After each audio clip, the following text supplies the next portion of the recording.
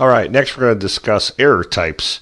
Python has quite a few different error types. Let's start off with some basic ones. Syntax. Syntax has to do with the structure of the program. So what does the structure, what does that mean? So we've already seen a couple in some other videos here. I'll show you. So if I print and do a single or double quote and put test and then close it and hit enter, I get the syntax error end of line.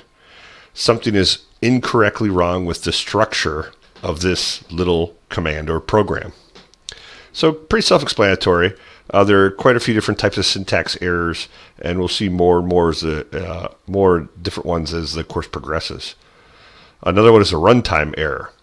So this doesn't appear until after the program is running.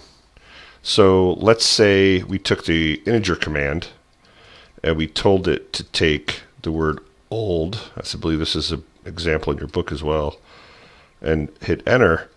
You'll see you get a traceback, which is a polite error, and the value error down here is saying invalid literal for integer with base 10. So it's basically saying integer doesn't work on a string. So that's a type of runtime error. It ran as designed, though it tossed an error because the type of object that this function leverages for the argument is incorrect. So semantic errors are the most difficult to pick up. They're related to meaning.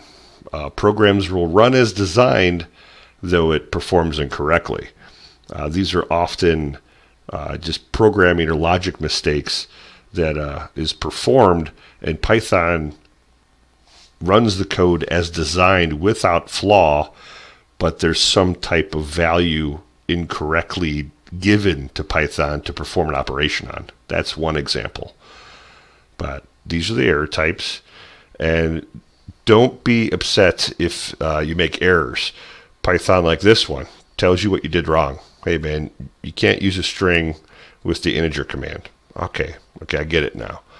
They kind of guide you in the right direction. They're very verbose for the most part. So that's it for error types.